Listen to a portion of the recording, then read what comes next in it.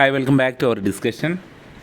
Plus two ഹിസ്റ്ററിയിലെ sure questions, എക്സാമിന് വരുന്ന റിപ്പീറ്റഡ് ആയിട്ടുള്ള ഷുവർ ക്വസ്റ്റ്യൻസ് ഡിസ്കസ് ചെയ്യുന്ന വീഡിയോ സീരീസിലെ പ്ലസ് ടു ഹിസ്റ്ററിയിലെ 9ാമത്തെ തീമായിട്ടുള്ള കിങ്സ് ആൻഡ് ക്രോണിക്കൽ, രാജാക്കന്മാരും ദിനവൃത്താന്തങ്ങളും, ഇത് ഒഴിവാക്കിയിട്ടുണ്ടെങ്കിലും അഡീഷണൽ ടെക്സ്റ്റ് ബുക്കിലുള്ള ഒരു പാഠഭാഗമാണ്.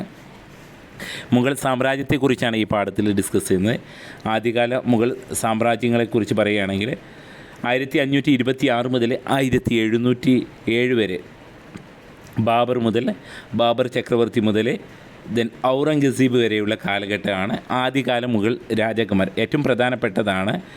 അപ്പം മുഗൾ രാജവംശത്തിൻ്റെ സ്ഥാപകനാണ് ബാബർ എന്നുള്ളത്.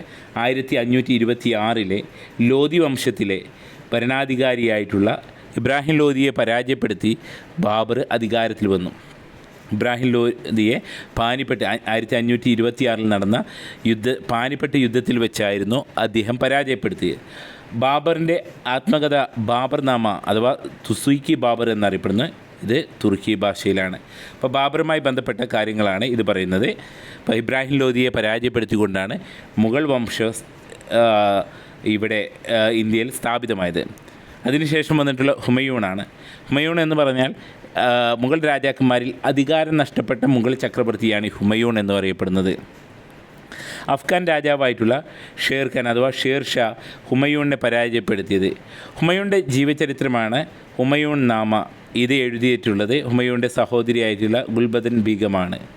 ദെൻ അടുത്ത് അക്ബർ. മുഗൾ ചക്രവർത്തിമാരിൽ ഏറ്റവും പ്രശസ്തനാണ് അക്ബർ ചക്രവർത്തി.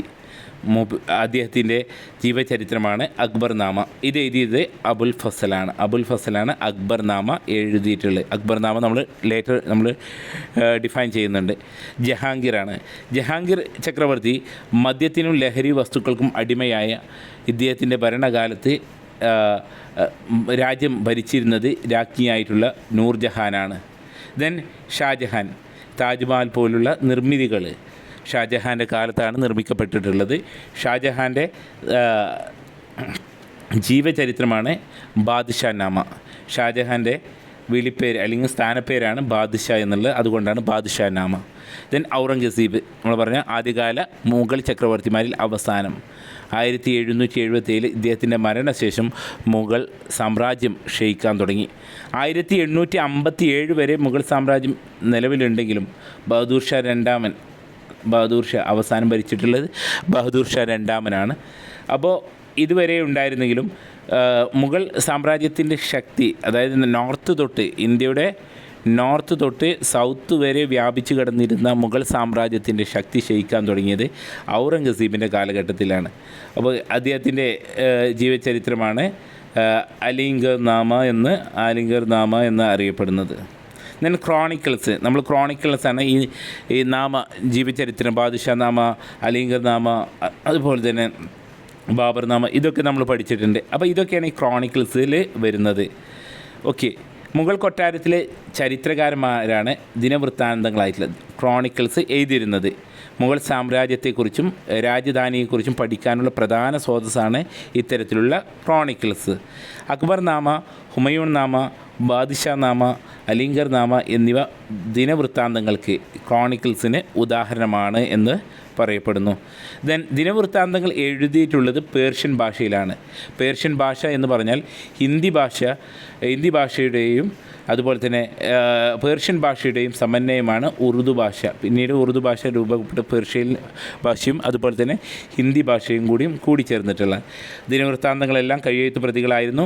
കയ്യെഴുത്ത് പ്രതികൾ അഥവാ ദിനവൃത്താന്തങ്ങൾ എഴുതി തയ്യാറാക്കുന്നതിന് രാജകൊട്ടാരത്തിൽ എഴുത്തുമുറികളുണ്ടായിരുന്നു. അതിനെ പറയുന്നതാണ് കിതാബ് ഖാന. 1 വേർഡ് ക്വസ്റ്റ്യൻസ് കാണുന്നുണ്ട്.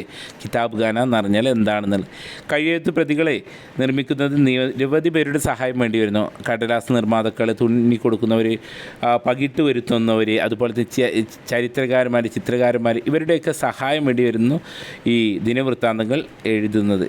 ഇനി അക്ബർ നാമയെക്കുറിച്ച് പറയുകയാണെങ്കിൽ അക്ബറിൻ്റെ ജീവചരിത്ര കൃതിയാണ് അക്ബർ നാമ എന്ന് പറയുന്നത്. ഇത് എഴുതിയിട്ടുള്ളത് സുഹൃത്തും ചരിത്രകാരനുമായിട്ടുള്ള അബുൽ ഫസലാണ്. ദിനവൃത്താന്തങ്ങളിൽ ഏറ്റവും പ്രധാനപ്പെട്ടതാണ് അക്ബർ നാമ എന്ന് പറയുന്നത്. മുഗൾ കാലഘട്ടത്തെക്കുറിച്ച്, അക്ബറിൻ്റെ കാലത്തെക്കുറിച്ചൊക്കെ വിവരണം നൽകുന്ന പ്രധാന കൃതിയാണ്. 13 വർഷം കൊണ്ടാണ് അക്ബർനാമ എഴുതി തയ്യാറാക്കിയിട്ടുള്ളത്. അക്ബർനാമക്ക് 3 ഭാഗങ്ങളുണ്ട്. ആദ്യ ഭാഗം മുഗൾ സാമ്രാജ്യത്തിൻ്റെ സ്ഥാപനം വിവരിക്കുന്നു. രണ്ടാമത്തെ അക്ബറിൻ്റെ ഭരണകാര്യങ്ങൾ വിവരിക്കുന്നു. മൂന്നാം ഭാഗമാണ് ഐനി അക്ബർ, അതായത് അക്ബറിൻ്റെ കാലത്തെ നിയമ, സൈനിക, രാഷ്ട്രീയ, മതപരമായിട്ടുള്ള കാര്യങ്ങളാണ് ഐനി അക്ബറിലുള്ളത്. ഐനി അക്ബറിൽ തന്നെ 5 പുസ്തകങ്ങളുണ്ട്. ഐനി അക്ബറിൽ 5 പുസ്തകങ്ങളുണ്ട്. ഐനി അക്ബറിൽ 5 പുസ്തകങ്ങളുണ്ട്. അവയെ ദഫ്തറസ് എന്ന് അറിയപ്പെടുന്നു. ഇതിലെ ആദ്യത്തെ 3 പുസ്തകങ്ങൾ ചുവടെ ചോദിക്കുന്നു. മൻസിൽ അബാദി, മുഗൾ കൊട്ടാരത്തിലെ അവയുടെ പരിപാലനത്തെക്കുറിച്ചാണ്. സിബാബാദി, സൈനിക, ഷിപ്പായി എന്നുള്ളത് ഓർത്താൽ മതി. സൈനിക സിവിൽ ഭരണത്തിൽ. മുൽക്ക് അബാദി സാമ്രാജ്യത്തെയും പ്രവിശ്യകളെയും ഭരണത്തെക്കുറിച്ചും വിവരിക്കുന്നതാണ്. ദെൻ ബാദ്ഷാ നാമ മുഗൾ രാജാവായിട്ടുള്ള ഷാജഹാൻ്റെ ജീവചരിത്രമാണ്. നേരത്തെ പറഞ്ഞ പോലത്തെ ബാദ്ഷാ എന്നുള്ളത് ഷാജഹാൻ്റെ സ്ഥാനപ്പേരാണ്. അബുൽ ഫസലിൻ്റെ ശിഷ്യനായിട്ടുള്ള അബ്ദുൽ ഹമീദ് ലാഹോരിയാണ് ഇത് എഴുതിയിട്ടുള്ളത്. അക്ബർ നാമ എഴുതിയിട്ടുള്ള അബുൽ ഫസലിൻ്റെ ശിഷ്യനായിട്ടുള്ള അബ്ദുൽ ഹമീദ് ലാഹോരിയാണ് ബാദ്ഷാ നാമ എഴുതിയിട്ടുള്ളത്. അക്ബർ നാമയുടെ മാതൃകയിൽ തൻ്റെ ജീവചരിത്രം നിർമ്മിക്കാൻ ഷാജഹാൻ അബുൽ ഹമീദ് ലാഹോരിയെ ചുമതലപ്പെടുത്തി. പക്ഷേ അത് പൂർത്തിയാക്കാൻ അദ്ദേഹത്തിന് സാധിച്ചിട്ടില്ല എന്നുള്ളത്. ബാദ്ഷാ നാമക്ക് 3 വിഭാഗങ്ങളുണ്ട്. വാർദ്ധക്യ സഹജമായിട്ടുള്ള അസുഖങ്ങളെ തുടർന്ന് ബാദ്ഷാ നാമയുടെ 3-ാം ഭാഗം എഴുതി പൂർത്തീകരിച്ചത് മുഹമ്മദ് വാരിസ് എന്ന ചരിത്രകാരനായിരുന്നു എന്നാണ്. ഇതാണ് ഈ പാഠത്തിലെ ഏറ്റവും ഇമ്പോർട്ടൻ്റ് ആയിട്ടുള്ള കാര്യങ്ങൾ. Thank you.